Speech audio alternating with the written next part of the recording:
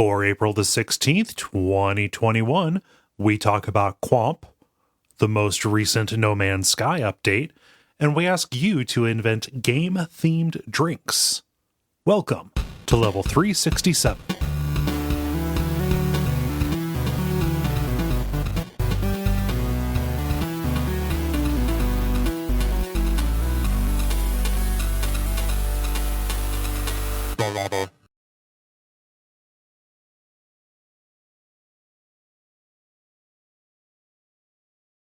My name is Cole Ross. I'm Dennis Furia. I'm David Maismith.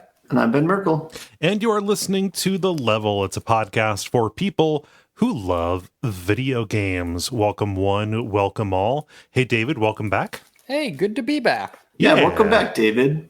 Yeah. I'm not welcoming that guy. He missed a week. He abandoned us. 2/3 welcomed. I go where I'm needed. 2/3 of the time. I heard that you had I go where I need. 2/3 of the time I'm needed all the time. I heard you got a vaccine. Yeah. I'm now on Team Pfizer. Oh, okay. Now we got to fight. Is that the blue team or the red team? That's why I refuse to welcome him. Oh. See, I don't know, because in Pokemon I'm all on best team is clearly Team Instinct. So. Agreed. Mm-hmm. Yeah. Mm-hmm. Yeah. That's cool. Did you have any side effects? Did you have any soreness, anything like that? No, I didn't have much of anything, any issues, honestly. It seems like it really varies. Mm-hmm. Yeah. I mean, I've talked to a number of people that have had at least some, significance is a strong word. Have had at least some like mild fever the day after or something like that. Yeah, like it's gotten in the way of the normal course of life for them for a day. Right. Exactly. Yeah. Exactly. Yeah. Well, that's good. Good you didn't get bit by that. And other than that, what's going on? How are you doing? I'm doing pretty well. I don't know that much, that there's that much crazy news. It's just kind of, the world is slowly starting to go back to normal. So, have you got any hikes? Yeah, I've been doing a lot of hiking. Went and hiked around Montesano, which is the local state park. Yeah, so did that, and that was like a 3-mile hike, something like that, which, at least for me right now, is a long hike. I mean, I'm sure we have, Jala's probably like, what do you mean? It's not a hike unless you're going at least 100 miles. It's like hiking the state of Texas right now. Yeah. I get up to go to the bathroom in the morning and walk 3 miles. Well, that's fun. No, it's been perfect hiking weather here. I just haven't gone out and done it, which sucks. Yeah. I hike to work every day.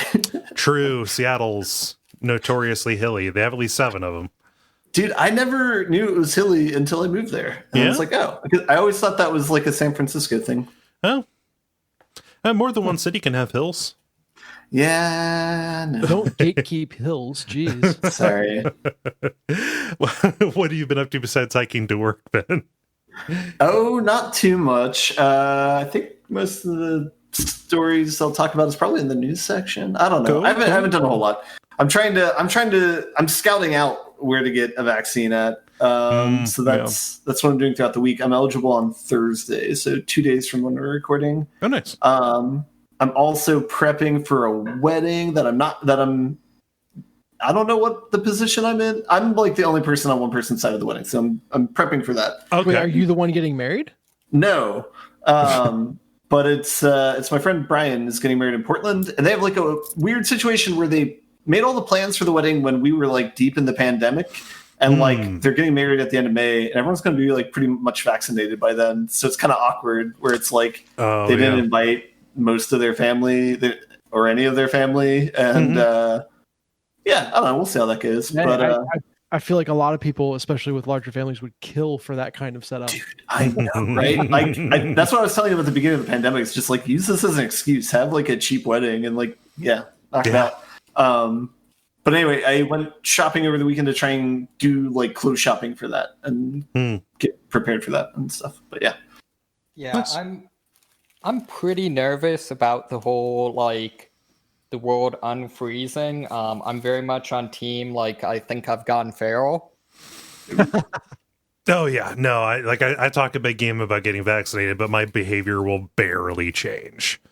But then again, it doesn't have to. So you will feel a lot less crushing fear when someone near you in public sneezes. Yes, yeah, no. Maybe okay. So I guess this is something I did.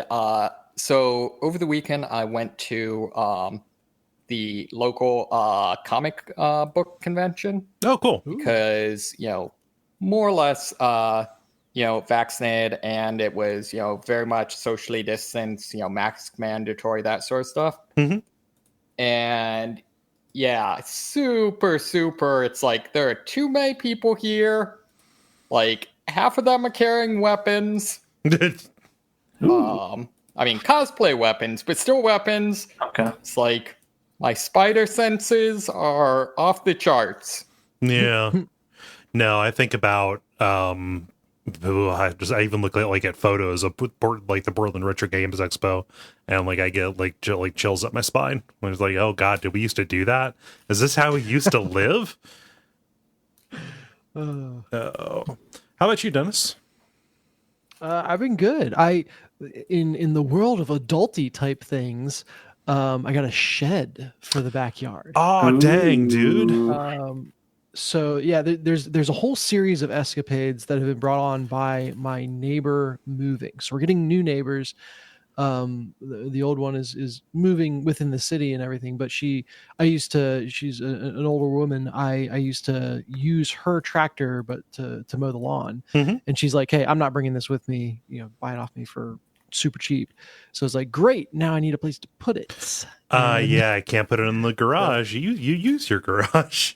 Yeah, and literally during the pandemic, I left my car out in the driveway for so long that I needed to take it into the shop. So need to keep it in the garage.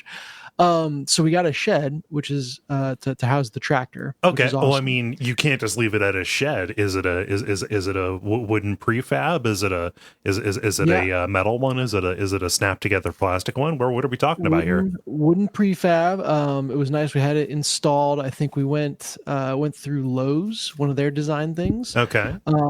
So we ordered one window. We got two. What? This window. I think someone on their side just messed up and sent a side panel with a window instead of not one.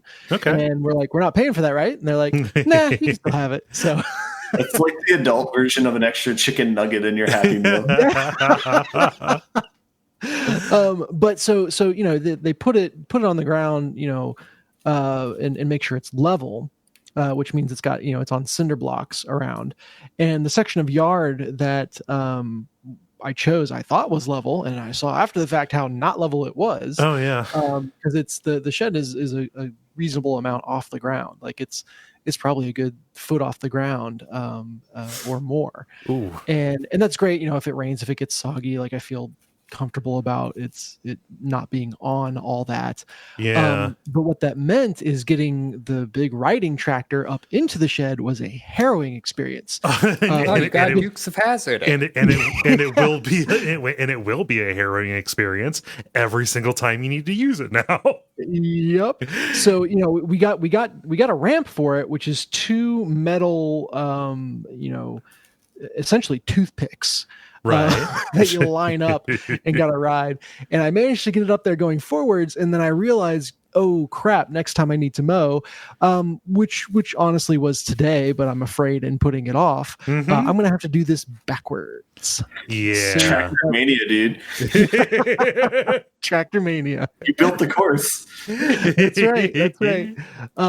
So yeah, depending on whether or not the tractor crushes me the next time I pull it out, this super cheap pickup could wind up being very expensive indeed with the medical bills, and then inevitably the new tractor. So yeah. That's all fun. But the other thing is she has a gigantic wood pile back in her yard, and she's not taking that either. So she's like, "You got 2 weeks. Take as many logs as you want." Don't mind if I So, do. Yeah, I've been moving her wood pile over to my yard, Mm-hmm. and that's been good.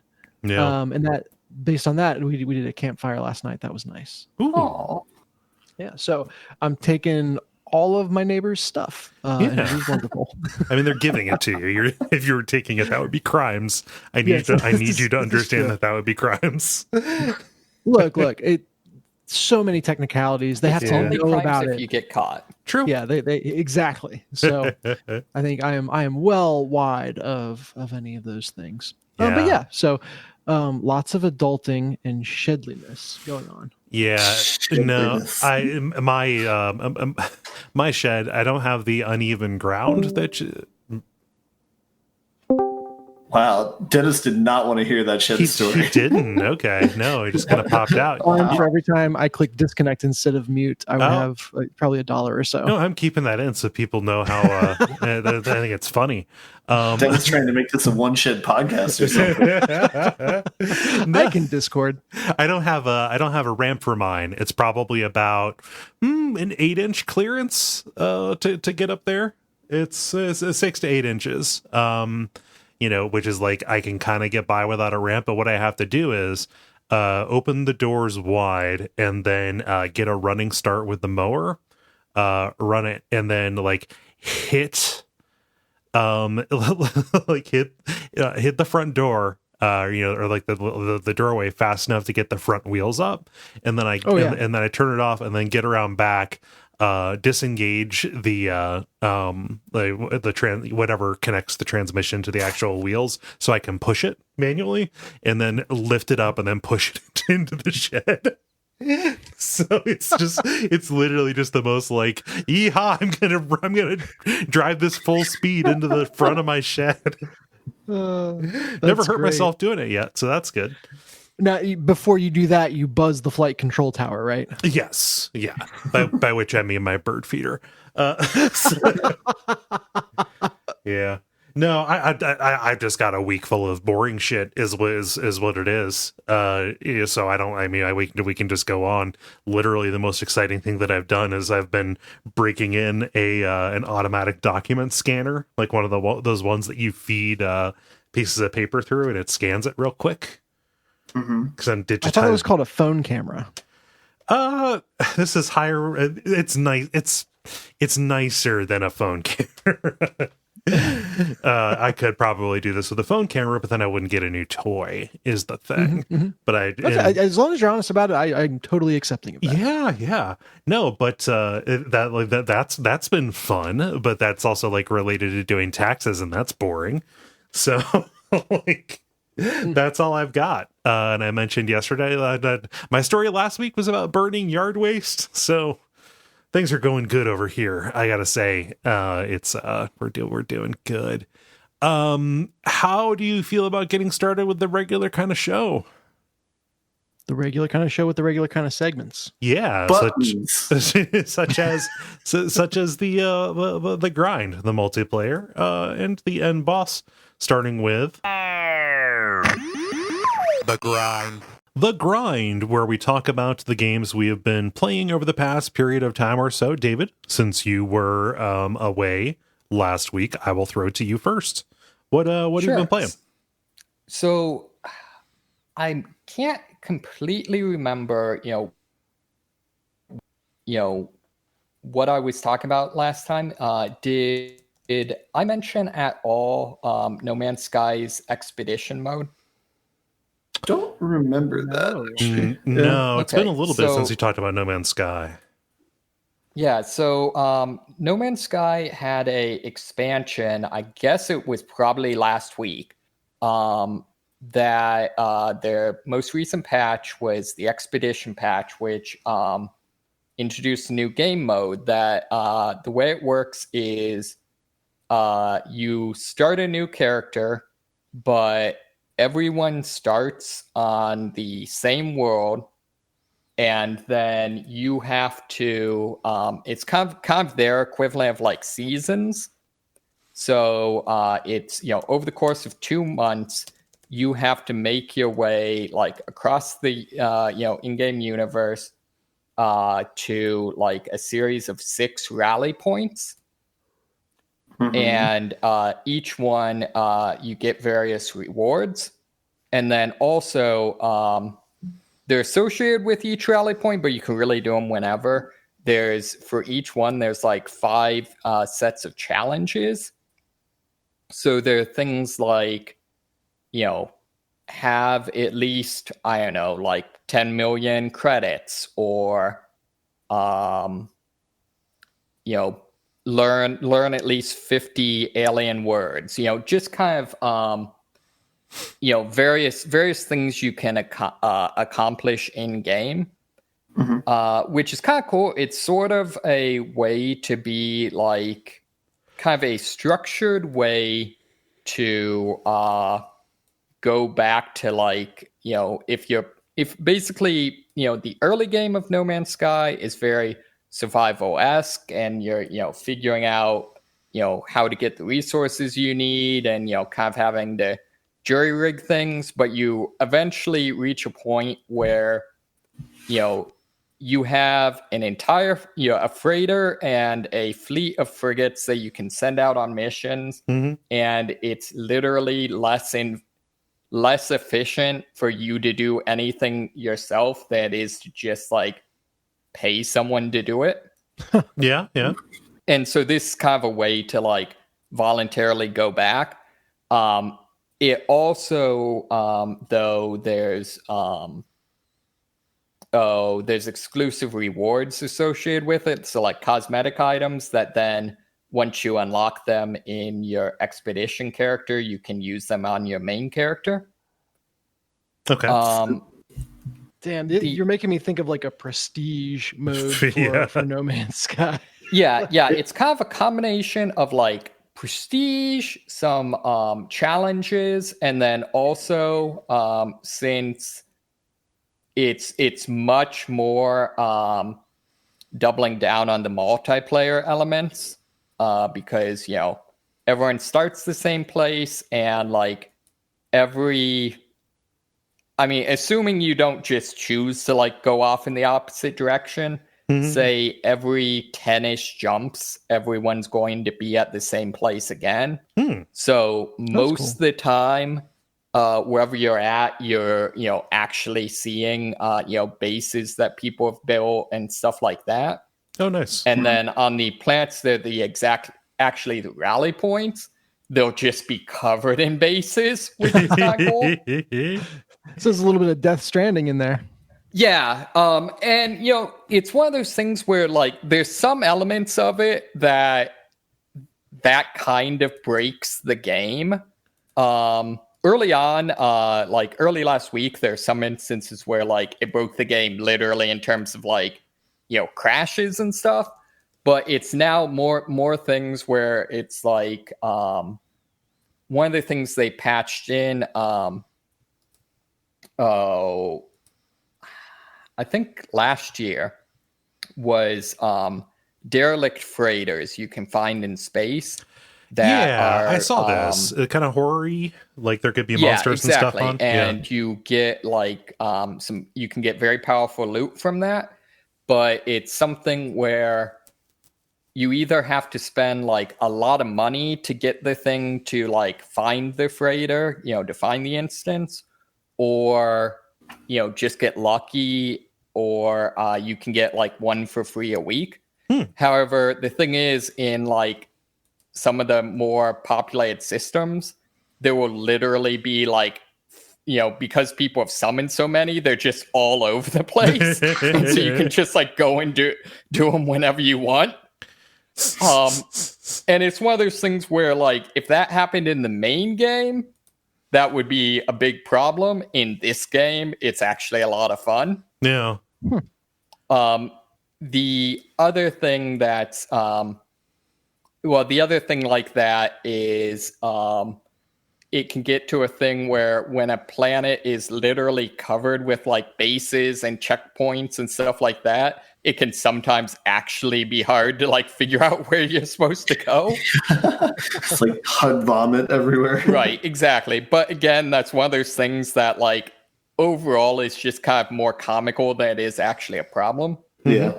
The other thing that's really nice is each of these challenges, like I said, have rewards associated with them.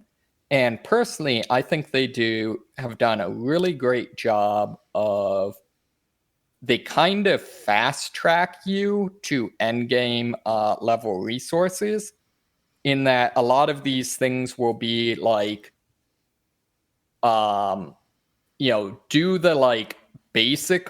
So for example, your spaceships have a rating from C, B, A, or S, getting progressively more rare and better quality. However, one of the challenges is get an A-ranked spaceship. Okay. And if you do, the reward is they give you an S-ranked spaceship. So it's kind of a lot of it. It's kind of a thing where it's like, again, you've probably done all this before. So it's like, go back and do the basic version of this task. And then we're just going to kind of skip ahead of all of the grinding. I just like it's the perfect inverse of your car losing half its value the second you drive it off the lot. Right, exactly. And again, it's one of those things where like that doesn't work for like the core game, but it's excellent for this kind of like, I want to go back and have the, No Man's Sky like beginner experience I remember, but in a very compressed form. So, I mean, is there a chance maybe everyone gets so far beyond this that S ranked is kind of blasé in the end game, but could you somehow like farm S rank ships that way and then pass them off to another account or something like that? I'm not sure. So I don't think you could do it easily. There's not a so you can give inventory items to people, but most of those, like the most you could do is give someone like a lot of trade goods that they could sell for a lot of money. You can't, there's no built-in way to trade like weapons or starships or freighters, which are all the things that have kind of this tier rating. Mm-hmm. You could, I think, theoretically, like if you had the maximum number of a spaceship, go to a place where you found a new spaceship, get it and choose to like swap out your old one and have someone there waiting to like jump in your old one. So like you could maybe do it, but it would take a lot of effort. So like realistically, probably not. And at the very least, it's not going to be significantly more efficient than just finding a new S-rank ship in the end game of your main. Right, exactly. Huh. So that's been a lot of fun. They've been, I'm not sure how often they do a patch actually, but it's a fairly good pace. And they've been some pretty significant patches. So that one I mentioned with the freighters was a pretty big one. They did one that really expanded on the generation elements. So, for example, before a storm was just like, your vision would be limited by like fog and rain and stuff. And then whatever like elemental risks, so like high temperature or toxic environment or whatever that was normally in the area would just become a lot more extreme. They had a patch where they added there can now be like tornadoes, or it can get so hot that things start catching on fire, or lightning strikes, things like that. They've added there can now be worlds that have like dune style sandworms. And also though, like any animal can spawn with burrowing. So you can have like birds that instead of flying through the air, they kind of fly through the ground. Oh, that's fantastic. Yeah. Yeah, you can now have like things like volcanoes and stuff spawn on a planet. I think some of these were in a previous update though. Not Yeah. Right. These have been, I guess, though all things that have happened, like say in the last year. Yeah. Similarly, was one where you can now recruit the creatures you find as companions and like ride them around, and also you can like they'll lay eggs and you can take those to a DNA splicer and like do things like make them like ginormous, and so you have a ginormous say dinosaur to ride around on, or make them tiny so you have a cute little T-Rex following you around. Or I don't know why I like dinosaurs, but Yeah. Well, I mean, you don't know why you like dinosaurs. well, so my companion I'm going with actually is a robotic antelope. Okay. Doing some Horizon Zero Dawn stuff. You have to feed the animals. Like most animals, you have to feed them like food pellets in order to befriend them. However, this one I had to feed it batteries. Oh man. So. Nice. Yeah, so that's all I've really been playing. So figuring out, probably gonna jump onto something new next. Maybe Outriders or maybe something else. I'm not sure, but yeah, it's been fun dipping back into No Man's Sky. Sounds like it. That rally mode sounds like a lot of fun, even just to have crowded places, because like you describe it, this particular planet is full of bases. Oh, that sounds like to me as a city. Yeah. It is kind of wholesome that in the game that was originally built is like, you will never see another human. It's so massive that the bright spot of the game is still connecting with other people. Yeah, it's almost like that is a universally valuable thing. But keep in mind, it's meeting other people without a chat box. Yes, well, all the better. All the better. Oh gosh, nice. Ben, how about you? All right, let's see what we got here. I've played, like, the real answer. I've played a lot of Magic drafts still, like the past week with we still have the cube out on Arena. So that's continued to be fun. I have like 2 other small things I can talk about. So I'll talk about those, but it probably won't be for too long. I started playing a game called Qomp, QOMP. I want to hear about this. It's like QWOP, but they flipped one of the letters. They did they did a rotational symmetry on the middle 2 letters. Anyway, it's okay. It's a game where there's only one button to control it. You press I think the left click or a space bar, and all that does is it changes the direction. You are the ball in Pong is your starting character. If you press the space bar, you change directions automatically without having to like hit a wall. And so you start off in a Pong situation where you're controlling the ball. And so your first task is to escape the clutches of the paddles, knocking you back and forth. Okay. And then once you do that, you're kind of heading off in a direction. I thought this was going to be a more continuous game than it was, but it's sectioned off in levels, like discrete levels, where there's kind of entry and exit points, which are these like rails that once you land on them, you just move along the rail. But each level will kind of introduce a new mechanic of what you can interact with.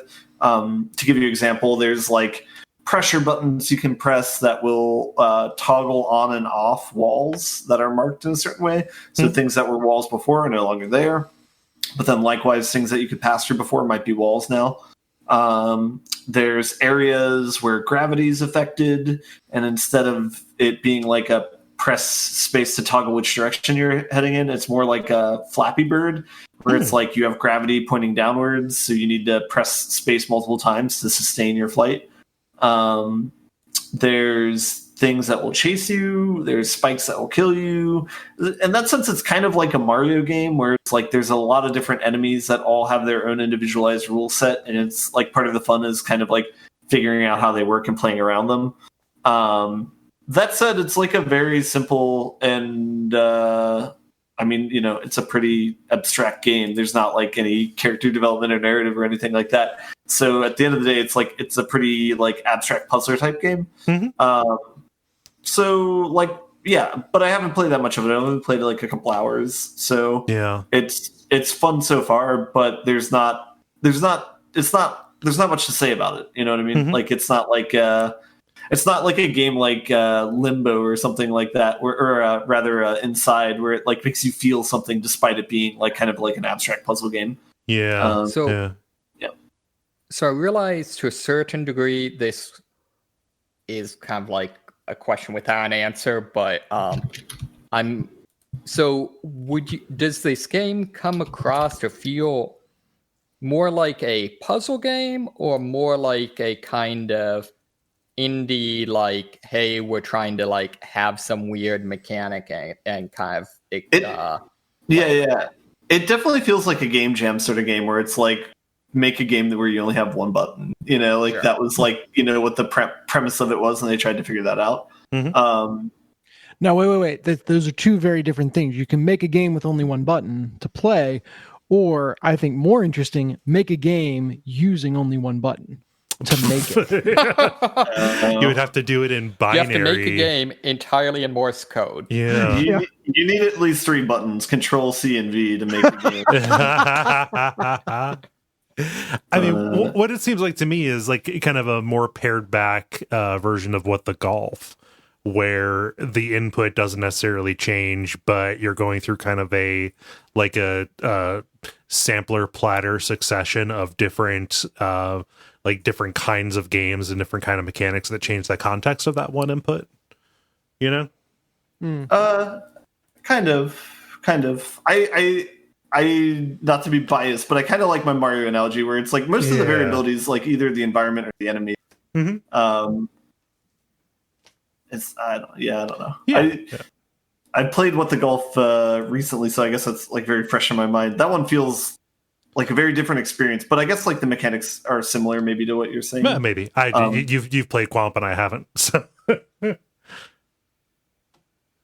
yeah. I should go back and play What the Golf. It's a good game. Nice. But so a firm okay game. Yeah.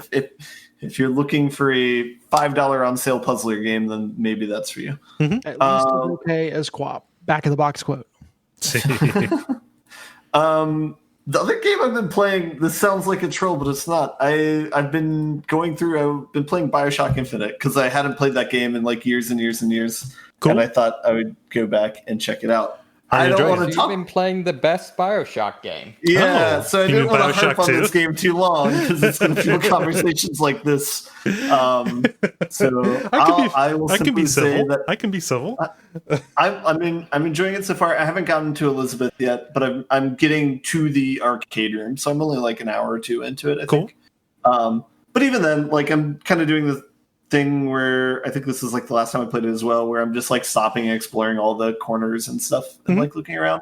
But like, man, I still am really impressed by that game. And like going back through it this time, one thing I noticed is like the character models for the first area you're in, like everywhere between getting past the baptism at the beginning to the fair where you're like throwing baseballs and stuff.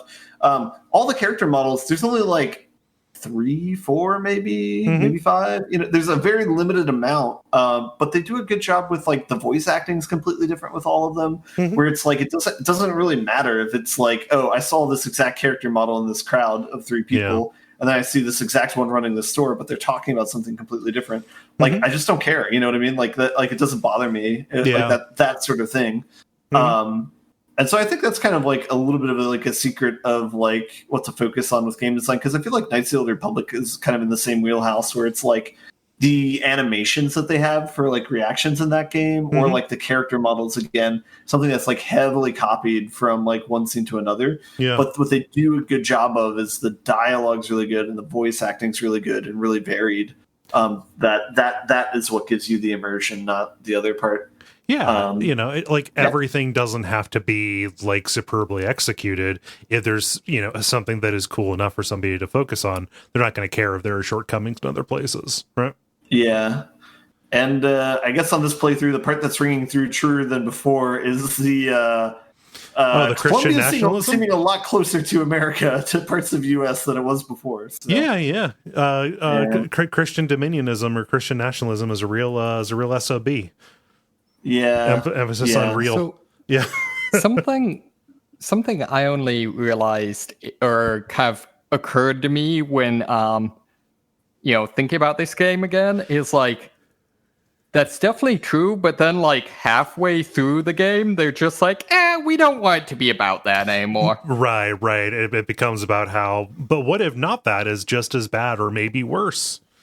Well, so that part we strongly disagree on how we view that. I mean, even after that, where it just becomes like, what if sci-fi? Right. Yeah, also that. Yeah. How are you enjoying the combat? Is it has that remained remained good for you? Yeah, I've never had problems with the combat though. Mm-hmm. I think other people didn't like that. I remember their version of the Big Daddy, whatever it was way more frustrating than Big Daddy's. The Mechanical Patriots or Founding Fathers or whatever they were. Yeah. I remember those being painful. I remember like the last like battle you do, there's like 2 or 3 of them on a ship. Mm-hmm. And that part was a slog. But I mean that's the last part, so yeah. Gotta make it kind of challenging, I guess. So. Mm-hmm. Yeah, I haven't ran into any of those yet. I'm only I think the boss that I've run into is like the person with the flame ability, and then the person with the bird ability. It's like they're just like running you through all the plasmids or whatever. Mm-hmm. So, yeah, Birdman. Yeah. Did they predict Birdman? Yeah, I don't know. Like the art style's still really good. The narrative, like the environmental storytelling is really good. I'm enjoying it so far. So we'll see how long I play for. But, cool. Yeah. I'm happy you're enjoying it. Thanks, Cole. Yeah. that's what it comes down to. Honestly, I've said a lot about it, and this is for you. Where could listeners go to hear what you had to say about it, Cole? We had the most recently the bonus episode of WAF, not bonus. That with the what do we call those? The premium episode of WAF from I believe February of 2019, and then we also did a 2-part bonus level here back in like 2014, something like that. I think 2014, 2015. If people are interested in that. Oh, by the way, this is like a complete sidebar, but did you guys hear this? It should be a story, I guess. Do you hear how they're going to do a Last of Us remake at Sony? Yeah, I saw a story about that, but it was kind of couched more in the internal studio politics, like people being just really bummed out. They're like, oh, so we remade it on one system, we're going to do it again. Okay. Yeah.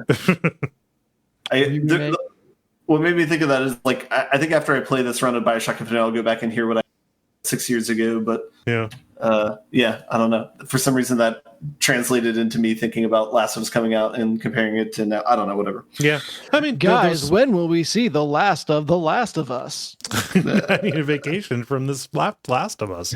Yeah, I feel like I'm calling it now. Last of Us is the new Skyrim. Ooh. For a minute, maybe. It'll take a little while, I think, for that to be the case. Because Sony puts out consoles so much slower than the thing is Skyrim targets. the thing is, like, what makes Skyrim frustrating is the fact that for 10 years now there's been no new Elder Scrolls game. Like they've announced 6, but it never came out. The Last of Us 2 came out within 7 years of the first one coming out. So by definition, I think the original Last of Us probably has it beat just a little bit. Yeah, I Yeah. really want to see. I don't know why I was thinking of this the other day, but I want to know which is the most rehashed. Skyrim or Phantasy Star Online? Again, it like you would have to like adjust it for the time that it's been out, because PSO has been, it's 21-year-old game at this point. Mm-hmm. Not to overly intellectualize it for you, or to be a real nerd about it. That's what we're here for, dude. Yeah, What are you talking about? Okay, yeah, more of a nerd about it. Yeah, I mean, I'm all about snarky on things and like petty arguments. Nice. Did you have anything else, bud? I don't. Okay. Dennis, how about you? Yeah, so I took down another Valheim boss. Oh, cool. Last week, so that was fun, and this one went way more smoothly than the last one. So this was the dragon boss up on top of a mountain. The fight setup is metal as hell because you sacrifice 3 dragon eggs on a mountaintop altar to summon this like elder dragon to come fight you. So from the start, it's like, all right, I'm in. This is awesome. To top it off, we had done some research ahead of time and found out if you kind of dig a trench right around where you find the the altar, it almost creates like a bunker that the Elder Dragon has a really hard time hitting you through.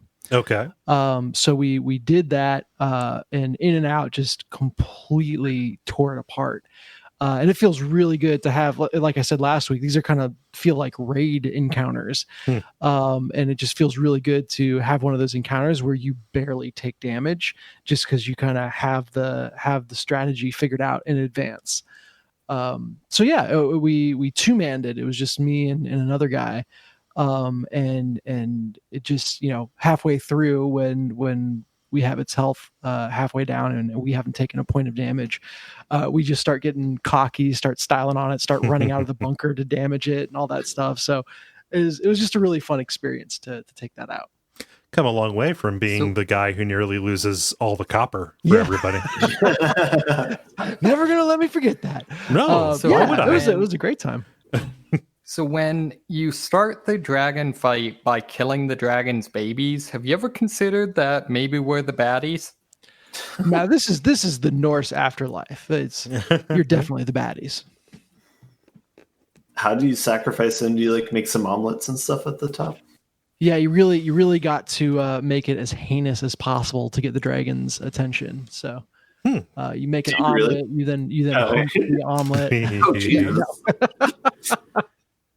No, it's just a little. It's so funny. So one really weird thing about this game is whenever something dies, it drops loot by exploding in a little cloud of fairy dust. Like I don't know how else to describe it. There's like a boof, and the body disappears. There's like purplish fairy dust all around, and whatever loot the thing had is dropped on the ground.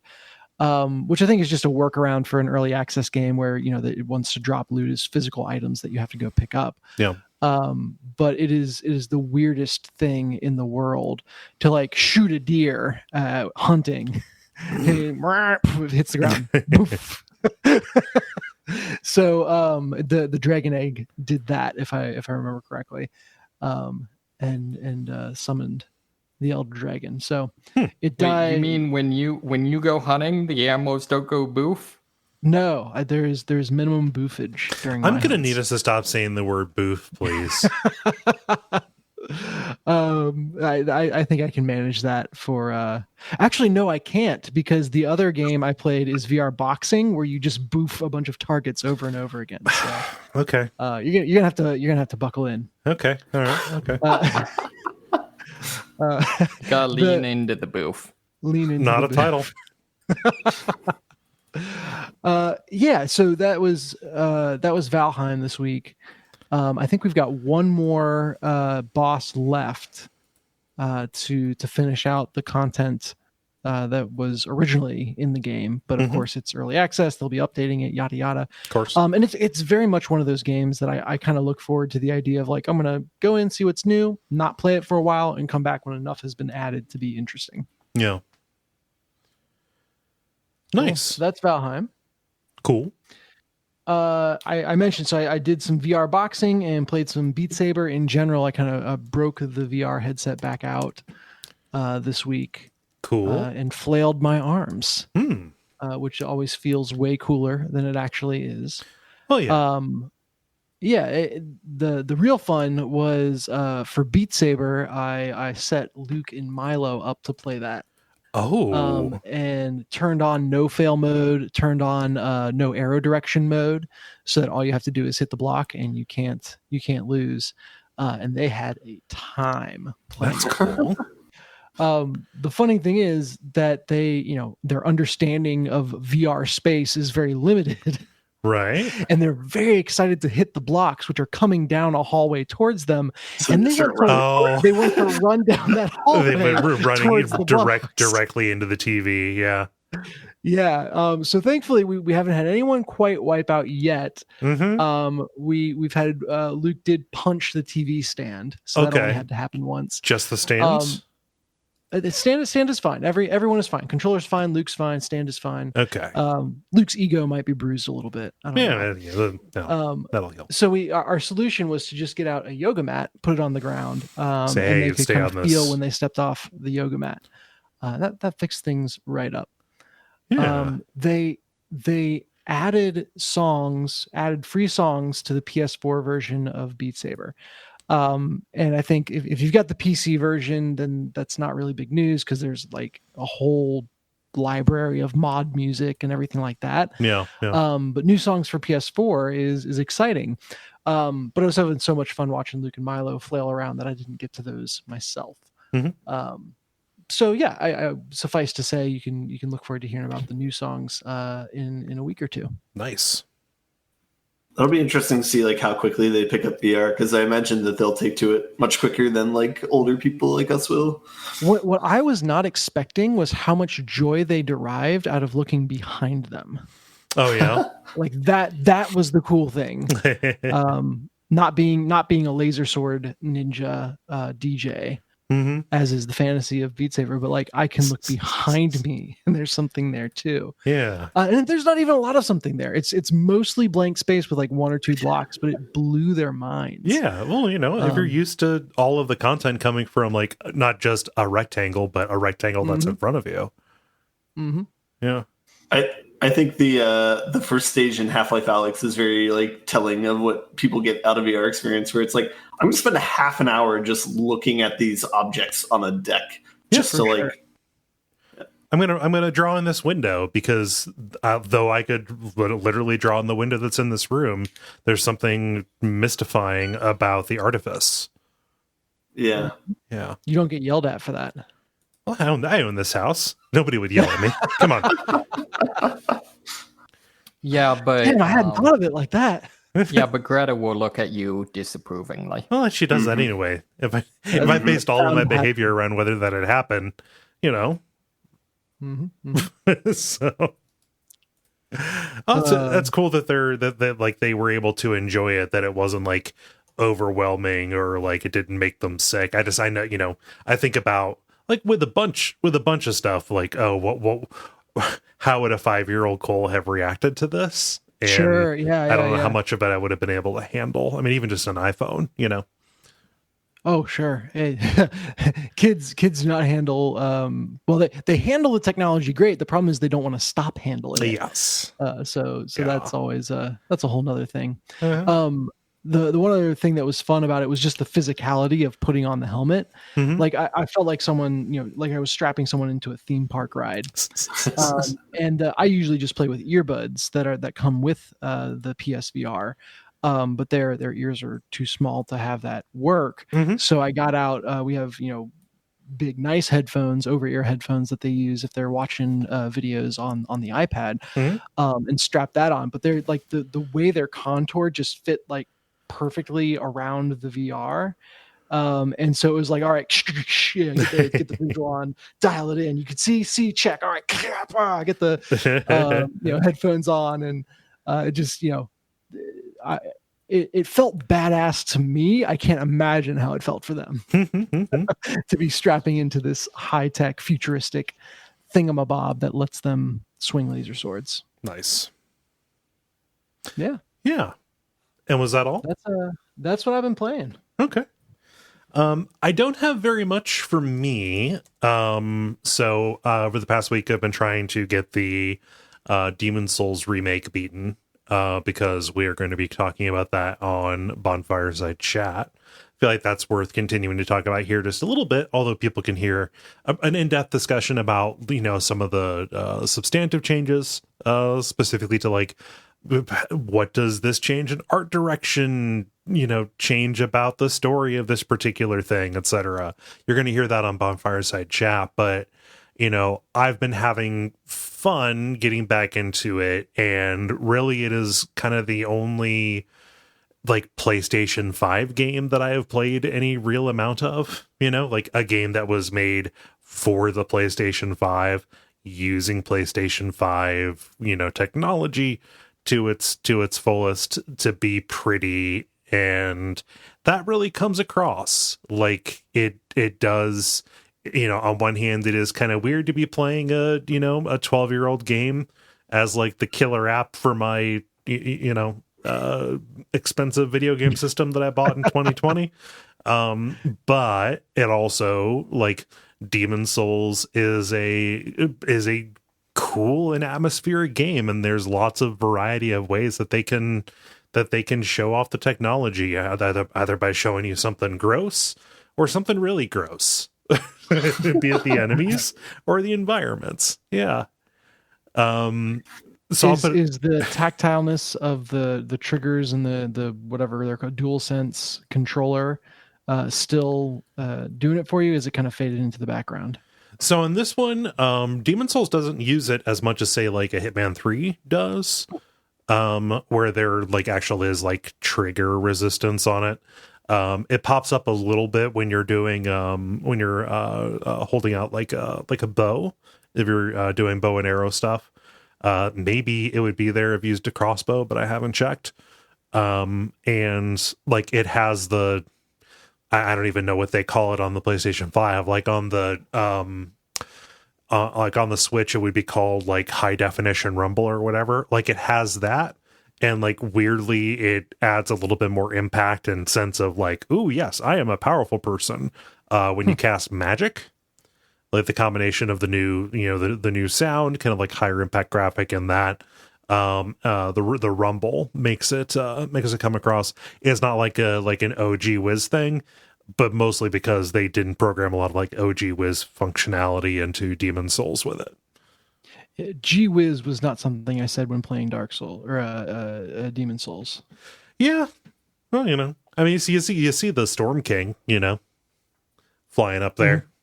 Mm-hmm. I said gee whiz. So more of an oh shit than gee whiz. Yeah, it's also weird because like when Demon Souls came out, it didn't look that good, right? Like it was kind of it was a little late into the it was a couple of years into the PlayStation 3 life cycle, and it came out and it was like, yeah, it's not the prettiest thing. It's kind of gray. It's kind of not full of a lot of stuff. And like Souls games, it didn't really start looking good until Bloodborne. And I would even say that like Dark Souls 3 is a bit of a step back in that regard. It is weird to be playing a pretty Souls game for varying definitions of pretty, right? An impressive looking Souls game on a technical level, not just clubbed it. What's that? Wait, what is that? I don't understand. It's the weird chick is all of a sudden all dolled up. Oh yeah. But yeah, did you guys have any other questions about the Demon Souls remaster? Not I. Okay. Nope. All right. And then the other game I've continued streaming Pathologic, continuing to have fun with that, continuing to have fun in the pit. I don't know that I have an awful lot to say about it, but I would ask if anybody has any questions. Ben, you were there. You were in. Was there something that confused you, or anything that kind of stuck out on watching it? No, I saw a little bit of it. Like the art style of it's very unique. It feels like it feels very dreamlike, I guess, or like Tim Burton-esque, I guess. Mm-hmm. But no, I mean, I didn't see too much of it. I only saw maybe like 15 to 30 minutes of it. But, yeah. No, I've just had fun doing that. I'm going to stream it, I think, for one more weekend, and then I'm going to do a little bit of a break, just because it is a very long game. But yeah, I am having a good time. I swear I will have something else later. Although I will say, for anybody who's listening to this who's unaware, I do stream Souls games on Wednesday nights now. It's not just the weekend streams now. On Wednesdays, I am currently streaming through Bloodborne. If you want to pop in and see what that game's all about. Are you gonna be doing the Chalice stuff? No, I don't care for the Chalice stuff. Am I the only one on the network that liked the Chalice stuff? No, Jeremy liked it. Okay, fair enough. Yeah, no, I just I don't care for it. I on the famously on the episode about the Chalice stuff, I compared it to eating a big bag of cornmeal. That's a negative, right? Yes. Okay. Yeah. But yeah, that's all I got. Multiplayer. Now it is time for the multiplayer, where we ask you a question and then you answer it. Dennis, we're continuing kind of a theme. We're having people be creative. What is the question that you asked the nice people? Yeah, I've been happy with what we've gotten back, so I'm going to continue to do it until we've pumped you for all your ideas, and then profit. Yep. I don't know. Running off and capitalizing on them. This week it is a call for mixologists. So favorite game of yours is going to get immortalized as a drink at your local bar. What's the game and what's the drink? Yeah, and why don't we get started here with Tyrus? I don't know that I've seen Tyrus comment before. Welcome, Tyrus. Who says, Hey. The blasphemous Cosmopolitan is served in a huge bucket that must be pulled upside down over the drinker's head to consume. Nice. Yeah. I need to go back. I need to play Blasphemous again and get to the extra content. There's a game that I am 99% certain I would like, but I cannot get over how stupid the hat looks. It's based on actual Catholic religious garb from Seville. Like it's actually really cool in terms of like being relevant to what they're doing, that sort of thing. Yeah. Like I have no rational complaints. It's just it's hard to take it seriously based on the way it looks. Yep. Yeah. Let's see, David. What does David say? David says, the boozing of Isaac. It's essentially what is colloquially known where I live as slops. Whatever is left in the bar tap drains at the end of an evening with an added extra of your local toddler's tears. Most often served to someone whose landmark birthday it is. Oh, no. I feel like that's perfect for Binding of Isaac, also because just like a roguelike run, like it's going to be different each time. I thought you were going to say it'll kill you and then your next generation will go on. Also true. Well, it'll kill you. I mean, that's the important part. So, yeah. So, gross. Just the idea of slops. Let's see here. Ben, what does Greg say? Greg says the Fallout Nuka Bomb, a radiated and flat Nuka-Cola with some homemade battery-produced whiskey. Sadly enough, in college, this would have been an acceptable drink. Oh, man. Let's see here. Dennis, what does Rookie say? Yeah, Rookie says a double shot of Everclear with a 151 floater. The name, Amnesia, The Dark Descent. That's, it's bad when when the 151 is diluting a drink. Yeah. Have any of you ever had Everclear? I think so. Oh, yeah. I think one Yeah. shot maybe. Yeah. How would you know? How would you remember? Yeah. I just cannot find Everclear anywhere. I don't actually drink it. I use it as a cleaner, but yeah. It's just too quick. Yeah, it's a great cleaner. Yeah. No, tastes like it too. I had a friend that worked in like the flavorings industry for a while, talking about how, the percent ABV of alcohol, they have to set the limit to where it's considered potable or not. Mm-hmm. And then it's taxed differently versus, and if you're shipping just like something that is non-potable alcohol versus something that is potable alcohol, in flirting with that limit. So I forget exactly where it is, but I'm betting Everclear and is right up against it. Yeah. Like a 1 ounce shot of Everclear is equivalent to a 12 ounce, 12% beer. Wow. So like it's like drinking an entire 12 ounce or 12% beer in a shot form like that quickly. Yeah. I drank like a portion of a cup of it on a dare, and that was enough for me. And that was also back in crazier times. So I don't know. I don't think it's actually that bad if you like vodka. I mean, like, there's nothing, inherently worse about it than drinking any other kind of liquor. It's just more of it and concentrated. And also, like, there's no sense mixing it with anything. Yeah. I mean, because, yeah. Well, Yeah. I mean, yeah. It's, at least with other things, you can pretend about your objective. There could be plausible deniability.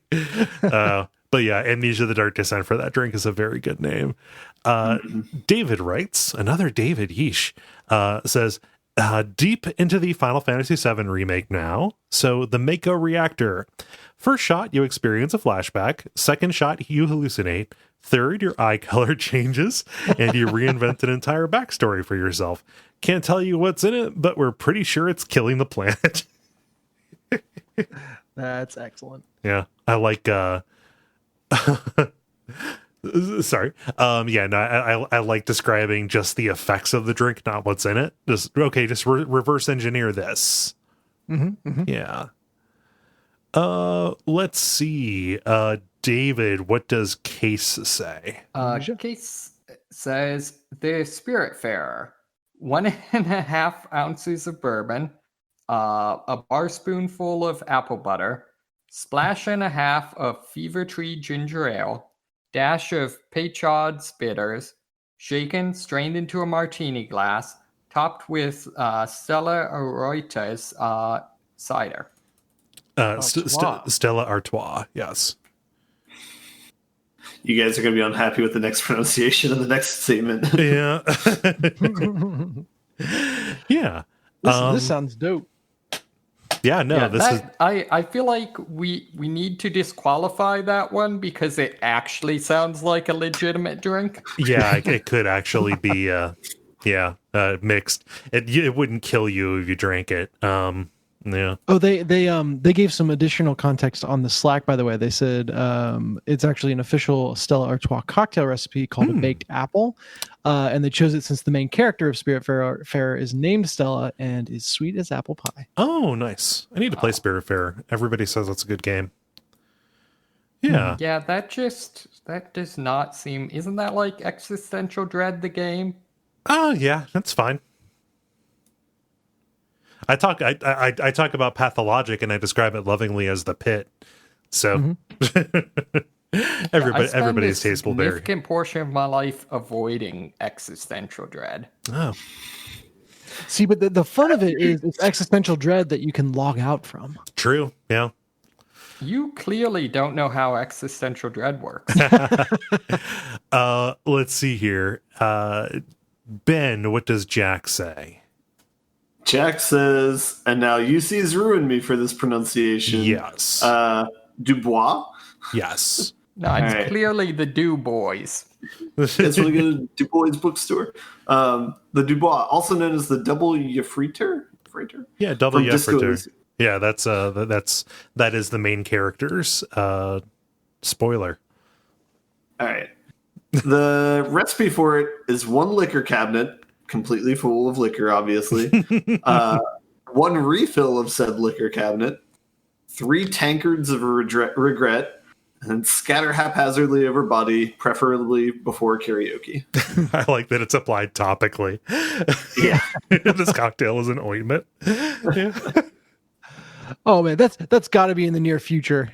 Yeah. There's got to be some bar in like San Francisco that does that. Oh, I'm sure. I've seen people talk about like inhalable cocktails and stuff. I don't know. Weird. Drinking's good. Let's see. Dennis, what does Tyler say? Tyler says the Monster Hunter potion, 1/3 rum, 2/3 Coke, 2 drops of green food coloring, pairs well with a well-done steak. You must consume both while running a lap and screaming, "So tasty!" 1/3 rum, 2/3 Coke. That's what I drink most weekends. So I don't know about the food coloring, but yeah. From St. Patty's Day, I've got some green food coloring around. So Ooh. gotta use it up somehow. Sneaking into stuff make people real uncomfortable. Oh no. And then I'll round us out here with Eric, who says the Mario Odyssey, which is a flight of small shot glasses with different liquors or cocktails based on the different kingdoms. Cascade, not sure, maybe an old fashioned. Metro, Manhattan, Cosmopolitan, that sort of thing. Seaside, Sex on the Beach, or maybe a seltzer because it's technically a sparkling water ocean. Luncheon, Bloody Mary because food, and Bowser, sake because of Japan. Wait, is that canon that it's a sparkling water ocean? Ben, you've played the game. Unsure. Yeah, sparkling water ocean. That would suck to be a fish in that. It's I think it. Yeah, I'm trying to remember now. I remember like there was the giant vial or like thing of water in the middle of it. That might have been sparkling water. Maybe it was all sparkling water. I feel like there were a couple ocean levels in Odyssey, but I played it the weekend it came out, and so I mean, have it be sparkling water would be totally on point for that. For mine, I would be the Pathologic. It would be a glass of really suspect water from a rain barrel, with some mysterious red lumps in it that you can't get rid of. You dash in some morphine, and then you garnish with a lemon. For the low price of 3 needles. Yep. Let's see, David. How about you? So I actually posted a link. I guess Capcom hired some YouTube person to make a Mega Potion cocktail for Monster Hunter Rise. Okay. Ooh. Which is apparently it is 1/2 ounce of honey syrup, 1 ounce of Sue's aperitif. Okay. I have probably no like a idea bitter. what that is. Yeah. Huh? So probably bitters? like a bitter. Yeah. Okay. And 1.5 ounces of rum. No, it wouldn't be a bitter. It would be like a bitter. It'd be like a bitter soda. The aperitif. Yeah.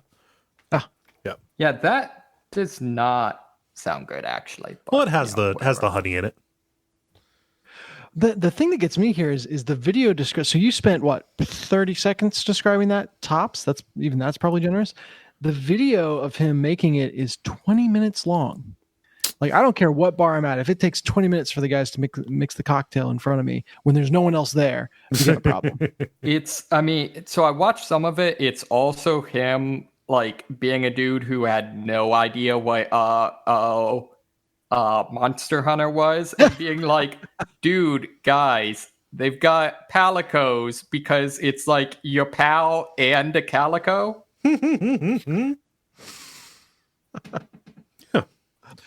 Nice. Let's see, Ben, how about you? So I wanted to make a cocktail that emulated the experience of interacting with the Death Claws and in that game. So Bloody Mary. So what it is you take a balloon and you fill it up with Everclear and then like the Last Dab hot sauce, and then you tie it off and then swallow it. And then you have to be very careful as you're walking around for the next few hours. Otherwise, something really bad will happen. Oh man. Nice. And then Dennis, how about you? That just Ben. That feels. What was the Mozart party game when the move originally came out? Johann Sebastian Joust, yeah. Yeah. Yeah. That sounds like that. Yeah. So for me, I've got Hades on the brain, so I'm going to do the Hades Old Fashioned. Has anyone had an old fashioned at a supper club? No. The supper clubs are so much fun. It's like a very like northern Midwest kind of thing. But they make old fashions with just the weirdest ingredients, like everything from, I had mushrooms in one, pickles in them, all sorts of stuff. So you get an old fashioned at a supper club, but they will present 3 ingredients at a time, and you choose before you can see the next 3 ingredients. And so you build your old fashioned as you go, never being completely certain what's going to be available to you. Sounds like a new fashion to me. So I feel like someone should make a solid snake bite. Oh, that's good. I don't know what it would be, because I mean, regular snake bite is just booze or beer and cider. Don't know. And Then you freeze it, and it's a solid snake bite. Ooh. Oh, there you go. All yeah. Right. No, do it. Beer and Applejack would be the way that I would do it. Yeah, that's good. Because you have to freeze cider to make Applejack. Right. Yeah. That's pretty good. Yeah. I mean that way it could be consumed as a drink. Like ration joke I could put in there, but yeah. I've only come up with ocelot blood for an ingredient. Because like the you could do the solid snake bite, but like the solid snake doesn't really eat a lot of food. It's Big Boss who does that. So it'd be like the naked snake bite would be the one with like, snake venom and like cup noodle and calorie mate. Yeah. So that's a good prompt this week, Dennis. Yeah, thanks to everyone for their creativity. Yes, thank you. Try some of these. If some of these that are actually potable. Right. But yeah, if you would like to participate in these going into the future, you can go to facebook.com/thelevelpodcast and watch the prompts to go up on Monday afternoons. The end boss. Now it is time for the end boss, where we talk about the things that are happening in the world of video games around us that are exciting. I've got one that is pretty much just Kole learned about a thing coming pretty soon, but I'm kind of excited about it based on what I've seen. Some developers who had previously worked on the Witcher series with CD Projekt Red have broken off and are developing a city builder strategy game called Gord.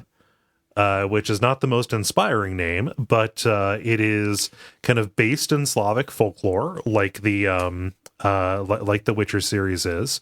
But it's going to be, I mean, they're citing the right things: Frostpunk, RimWorld, and Darkest Dungeon, where you are building this city and dealing with desperate situations as evil gods and monsters harry your village and wear down everybody's psyche and stuff. But yeah, I've been looking for something to kind of fill the Frostpunk shaped hole in my life, the desperate survival city builder, and this looks pretty promising. It's not going to come out until 2022, so I'm bummed about that. But I'm probably going to be keeping an eye on this because it looks neat. The generator in your heart has gone cold, Kole. I still haven't beat the. I've not played the most recent, like the final DLC campaign for that. But that's because I know I'd have to. I know I would be falling back into a hole with it, and B. I would have to go and do like all of the others to build up to it, because that's a hard game if you've forgotten how to play it. Yeah. I love watching the trailer for this game. I love the way they handle kind of light, where in your radius of light, it's colorized, and then versus not being able to see the stuff that's beyond it, it's kind of in black and white. Mhm. It's kind of a cool take on Fog of War. Yeah. Gord, I think it looks good. I wish it was coming out sooner. I wish it had a better name. Yeah, I wish it had a better name. Might as well have named it Moist. Dennis, what's going on with Mario?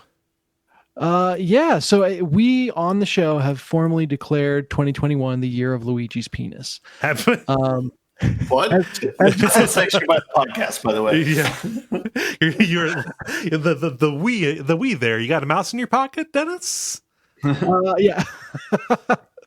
This was from what episode was it? I have to look it up. Anyway, it's the one where they use the tennis racket to measure to take everything in Mario Tennis for scale. Yeah. Okay. Yeah. So that sentiment stems from that, but I stand by it. And I'm starting to get there by process of elimination. And so far, I've confirmed that it is not the year of Bowser's penis, which is what the story is about. Okay. Nintendo issues lots and lots of DMCA takedowns, and is very protective of their stuff, and that extends into the world of NSFW art. There's one creator that did a very detailed rendering of what Bowser's penis might look like. He said extend. What's that? He said extend. Yeah. Continue. Yes. So and he got hit with a takedown from Nintendo. Now this was a part of a larger swath of takedowns. So nothing like they were specifically targeting it, but it does raise the interesting fact that it is somebody's job to troll the internet for Mario themed porn and or other items that need to be taken down. Hopefully a robot. Hopefully a robot's job.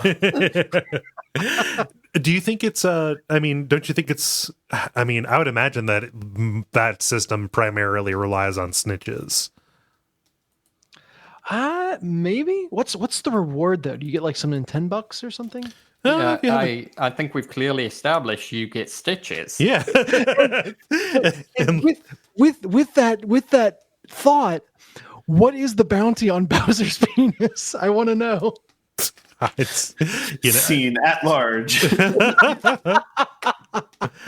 Yeah. I don't know. It kind of seems like it's a Streisand effects thing where they are just drawing attention to it by taking action and taking it down. Whereas if they just kind of let it be, nobody who wasn't specifically seeking out Bowser's penis would find it. Yeah, but that would require common sense from Nintendo on the copyright protection front, and right. They're not known for that. Mm-hmm. Yeah. Huh. Anyway, the year of Luigi's penis continues, unharried by Bowser. Again, not sanctioned by the podcast. No, it's.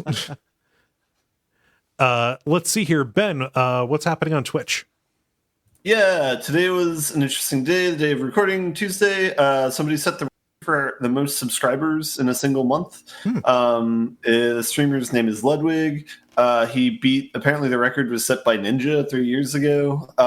And he was able to do this because I think we had this in the story at one point, but I don't think it ever made it, is he's been streaming continuously for the last 30 days, more or less. Oh, geez. And so originally set up it as an uncapped streamathon because he went to visit his family and he was going to quarantine when he came back for a week anyway, so he figured he'd just do an uncapped subathon, figuring it would last a few days. But I think the first day or two they gave enough donations that it was there was 72 to 90 hours on the clock. So he knew he was going to be doing it for much longer than he anticipated. So he started watching the Truman Show as a joke, because that was what it was going to become. But to his credit, he slept in a race car bed on stream all night, and he paid his mods to do a podcast basically throughout the night, where they would just basically play games and chat and talk to chat and stuff like that.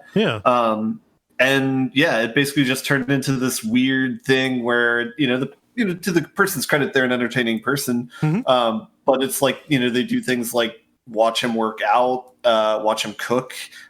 Initially, like the first week, he did thing where like he like streamed himself like showering with clothes on, sort of thing, to try and like make it be like you're always on or whatever. Yeah. But like midway through, like he even took a day, quote unquote, off where he had somebody else stream for him, and he like went on a date with his significant other who he hadn't seen in like a long time. Yeah.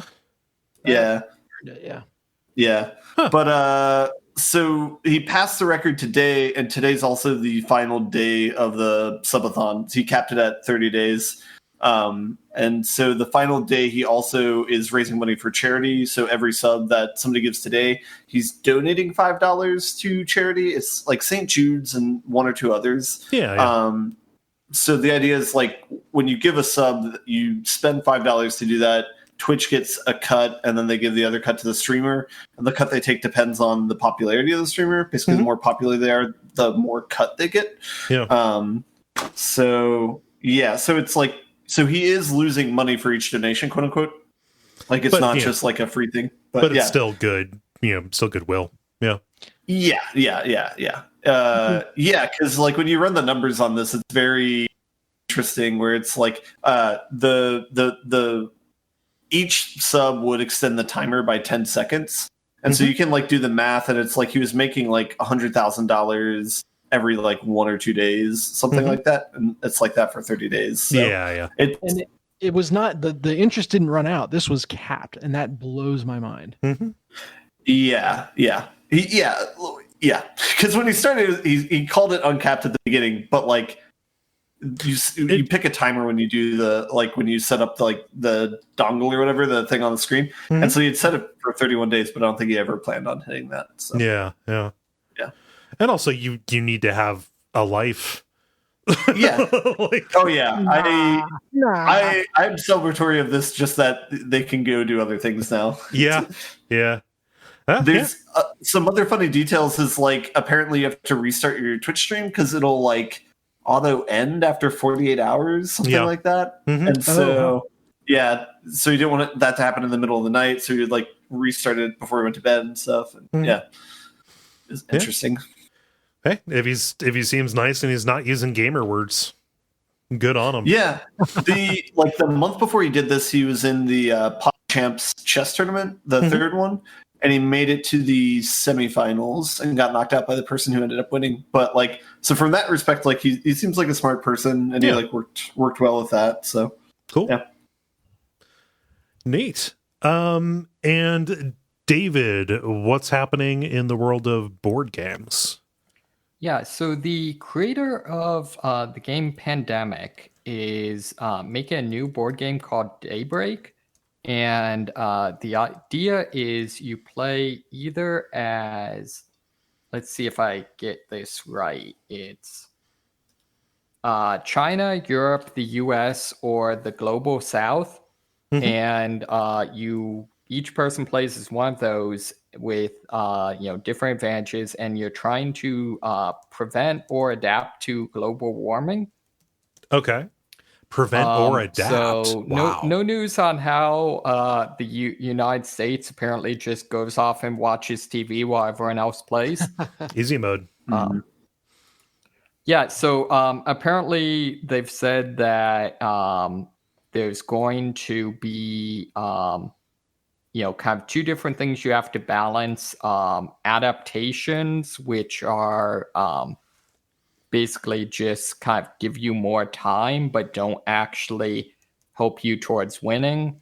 And then I think it's like mitigation, which, can actually theoretically fix things. And, you have to work together. And that seems kind of interesting. I'm a little disappointed that seems like cooperation is the only option, which seems like it makes the game much less realistic and kind of less interesting. Yeah. So I brought this up in chat. There's another game that's similar to this called CO2 that came out like maybe 7 or 8 years ago, maybe. But it had like a really fun co-opetition element to it. where there's like a meter that measures the amount of CO2 in the atmosphere, and if it gets to a certain point, everybody loses. It's like runaway greenhouse effect. And so there's like this mechanic of the game where it's like basically you can do selfish actions, but it'll increase that meter. Mm-hmm. And so you get to a certain point where it's like, all right, well, we can't increase it anymore or we die. So I guess we'll work together to try and bring this down. Yeah. Yeah, I'd love to see them introduce kind of like what's that game, Diplomacy? You know, some of those sorts of elements. Yeah. I mean, it seems like this designer has a theme. You know, let's make incredibly anxiety-inducing video games about or board games about terrifying topics. I think Forbidden Island is also done by him. Oh.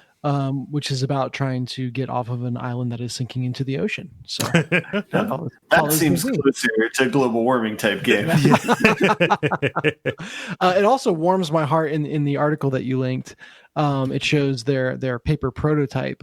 And for someone who arguably is one of the biggest names in gaming, having done Pandemic and then obviously all the legacy games that came off of that and sequels, still just prototyping on little printed out laminated pieces of paper that are very lo-fi. Yeah. So fun to see. Nice. Well, that seems like a segment to me. How do you all feel about buttoning it up? Feels like a show to me. Yeah. The credit. Thank you so much, everybody, for listening to level number 367. It's been a good time. I'm trying to think of fun new things for you to do, but it's all the stuff you know how to support us. You can go to facebook.com/the-level-podcast. You can support the network on Patreon. Tell your friends. Most of all, come back next week. It'll be a good time. Here, Kole, there's a live question that we can. This is extremely fortunate that we can answer this on the show. Okay. I'm sure we'll answer it in the Slack as well. Grumpy Grizz asked in the Slack, what nights does Kole usually stream? Just heard about Pathologic streaming in last week's episode. Yeah.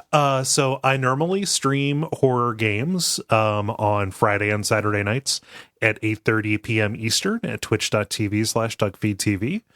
Like I said, I'll be doing Pathologic for at least one more weekend before I take a weekend off for variety's sake, for for people who might not like watching Pathologic for that long, don't want to leave them out dangling to dry. But I also, on Wednesday nights at 8:30 p.m. Eastern time, stream Souls games. And I'm currently working through Bloodborne right now, again, at that same Twitch channel. Yes. And since the person asking is in the Slack, there are occasionally Jackbox nights as well, right? There are, yes. That is usually the last Thursday of a month. Sweet. Yeah. Cool. Thank you for relaying that question. Yeah. So come and watch those. Hang out. It is a fun, positive chat environment, which is rare and good. Yeah. Yeah. So think that's everything. I've been Kole Ross. You can find me on Twitter at Kole Ross. I've been Dennis Furia. You can find me on Instagram at Deck of Wonders. I've been David Mysmith. You can find me hosting The Level. And I've been Ben Merkel. And stick around for some titles.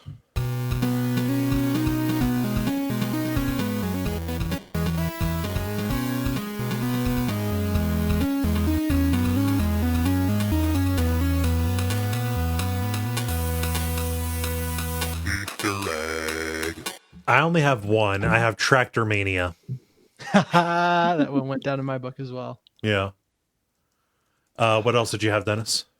I couldn't keep myself from writing down Boof. Yeah. So. BOOF. Yeah. No, you're not going to get that. And then I've got Existential Dread you can log out from. So I also had Boof. Okay. Appropriately enough, I also had Not a Title. Craig is doing something. Yeah, no, don't worry. I've got the backup. Cool. Okay. Craig has been very unreliable. So Boo, I had Buzz the Tower, by which I mean Bird Feeder. You need at least a Control C and V. And I had, what's the bounty on Bowser's penis?